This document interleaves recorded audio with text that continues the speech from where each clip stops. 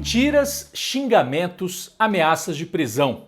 Foi uma semana tensa na CPI da pandemia, com o depoimento do ex-secretário de comunicação de Bolsonaro. Faltou pouco para Fábio Van Garten sair preso do Senado. Nesta mesma semana, o presidente da República foi até Alagoas e ameaçou o relator da CPI, Renan Calheiros. Além disso, viu o ex-presidente Lula disparar nas pesquisas para 2022. O líder petista está cada vez mais forte para as próximas eleições.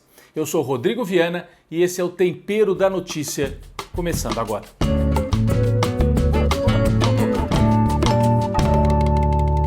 O destaque dessa semana que passou foi o depoimento do ex-secretário de comunicação do governo Bolsonaro, Fábio Van Garten, na Comissão Parlamentar de Inquérito da Pandemia. É até estranho, né?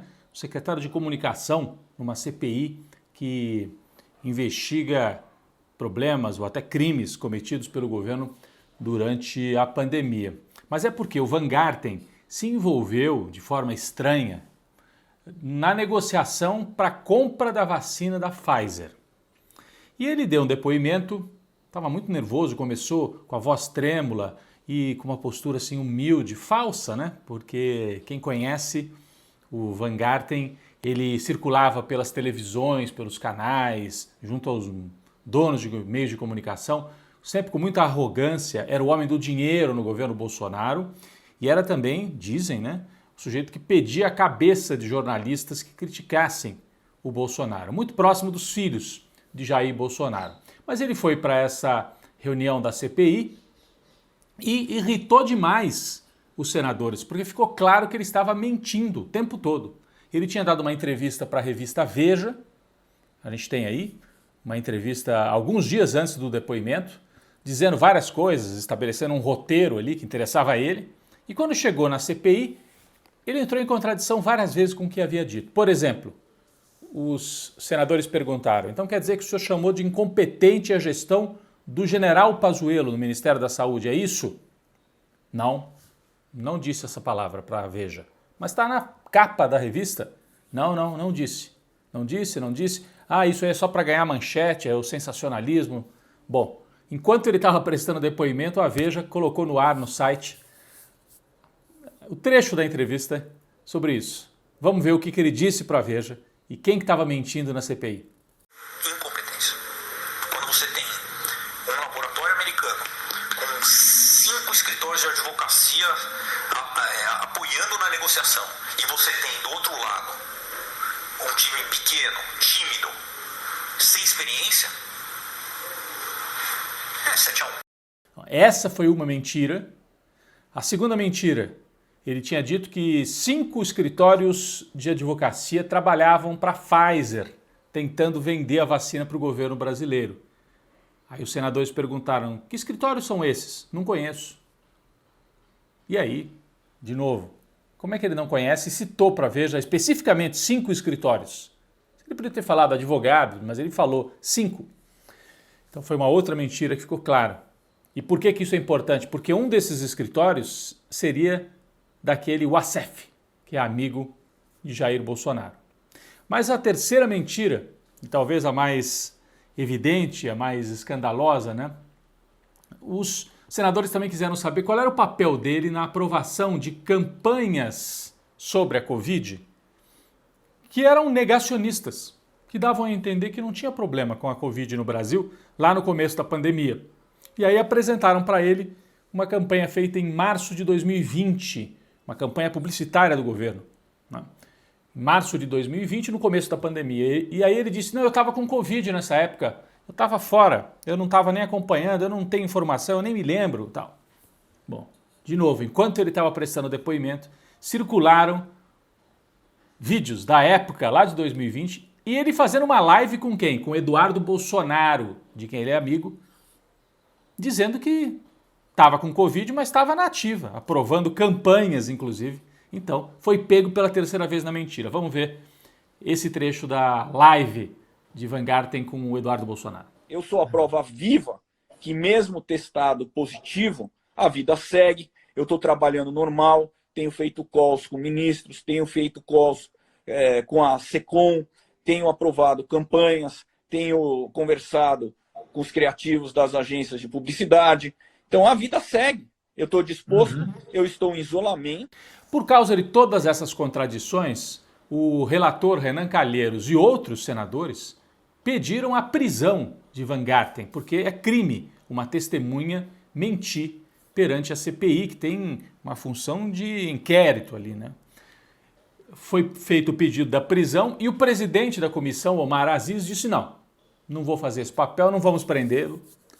E ficou aquela confusão ali, mas de qualquer maneira repercutiu demais. Pedido de prisão por um ex-ministro de Jair Bolsonaro.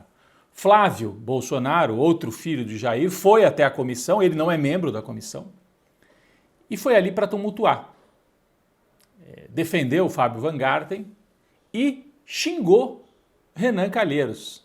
Foi mais um momento de muita tensão durante a CPI. Tá a todo momento querendo. Imagina a situação: um cidadão honesto ser preso por um vagabundo como Renan Calheiros. Olha a desmoralização. A desmoralização.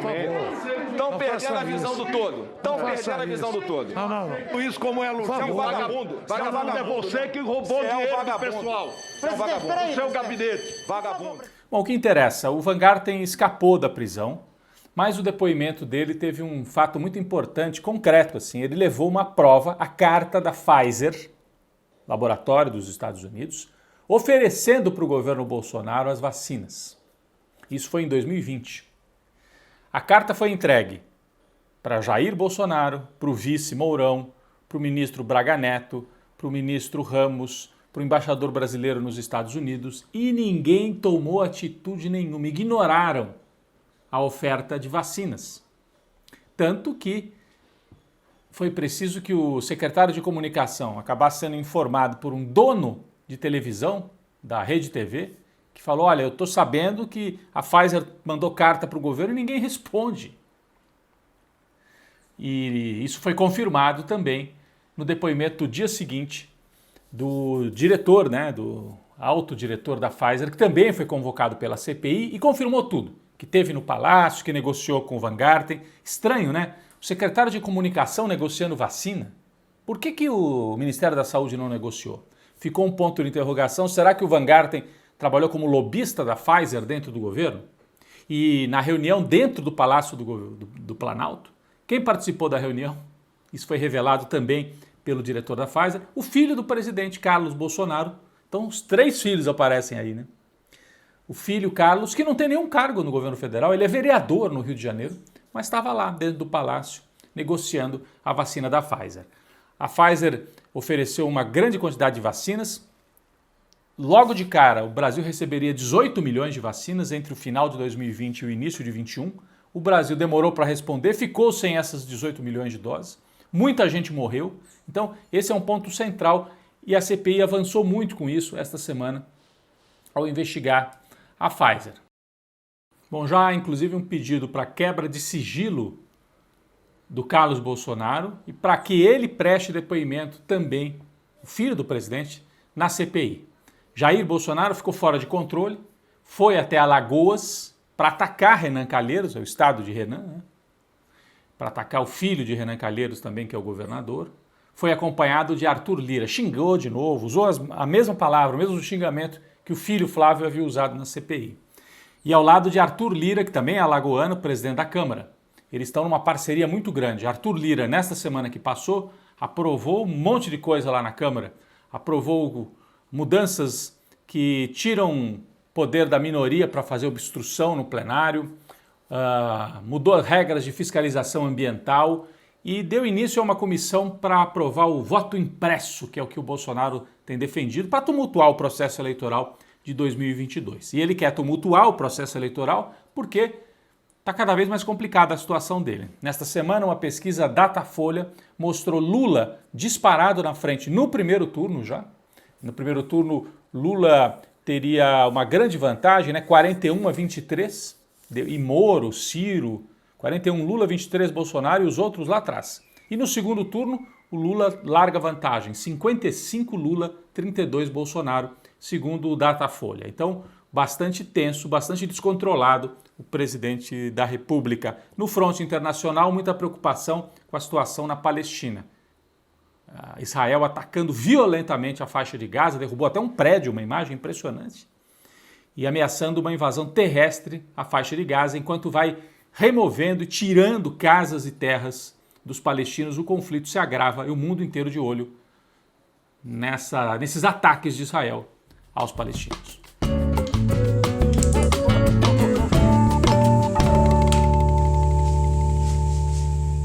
Quem vai para a panela de pressão essa semana não é um personagem, mas um grupo de oficiais de alto escalão que compõem aí o núcleo duro do bolsonarismo no governo federal. Generais Braga Neto, Ramos, Heleno, o vice-presidente general Mourão e o próprio Jair Bolsonaro. Por quê? Fizeram tanto discurso, de moralidade, as Forças Armadas, etc., e o Jair Bolsonaro acabou de assinar um decreto que já está valendo, permitindo que os militares furem o teto do funcionalismo público. Existe um valor máximo para receber no funcionalismo, que é o salário do ministro do Supremo Tribunal Federal. Ninguém pode ganhar mais do que isso. Só que o Jair Bolsonaro abriu uma exceção para os militares. Eles podem acumular o salário de generais da reserva, com o salário de ministro. E com isso ganham 60, 70 mil, um aumento de até 69% no salário através desse decreto. Então vocês se lembram, acabou a mamata? Para quem? Para os generais não foi. E o que é mais grave, esse grupo, que é cúmplice do Bolsonaro na destruição do Brasil, boa parte deles recebeu a carta da Pfizer, aquela que oferecia as vacinas. O general Mourão recebeu, o general Braga Neto recebeu, o general Ramos recebeu a carta. Ninguém fez nada. Não estão preocupados com a saúde dos brasileiros. Receberam essa carta, ignoraram e com isso milhares de brasileiros perderam a vida nos últimos meses. Então, botam dinheiro no bolso, furam o teto, não estão nem aí para a morte dos brasileiros. Não é só o Pazuello, que foi ministro da Saúde, que queima a imagem das Forças Armadas no Brasil. Esses outros aí também. Aliás, o Pazuello, nessa semana que começa, será um personagem importante, deve ser ouvido na CPI da pandemia. Já pediu, inclusive, um habeas corpus para poder ficar calado. Um general que primeiro fugiu do depoimento, pediu para remarcar e agora está pedindo para ficar calado.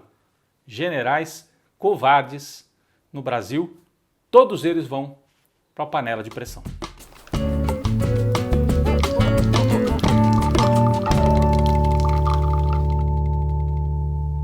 O nosso cafezinho essa semana vai para as Mães de Maio, movimento que está completando 15 anos agora e que reúne as mães que lutam para esclarecer e para punir os responsáveis por mais de 500 mortes. Vocês se lembram? Em maio de 2006, o PCC realizou ataques coordenados na Grande São Paulo e, como reação, policiais e grupos de extermínio ligados aos policiais realizaram uma sequência de execuções, de mortes.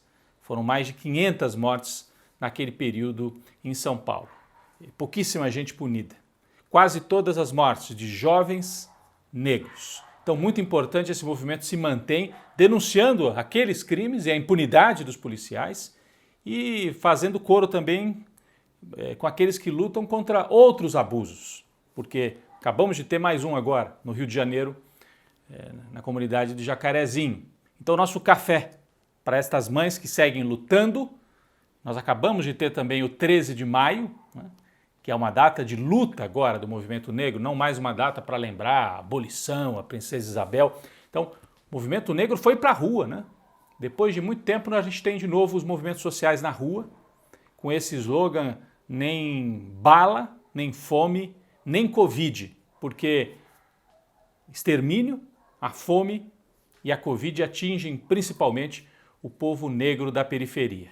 Então fica o nosso cafezinho para aqueles que lutam nas ruas, em memória daqueles que tombaram aí lutando contra a escravidão. E também para as Mães de Maio, lembrando os crimes de maio de 2006. Um cafezinho para todas elas.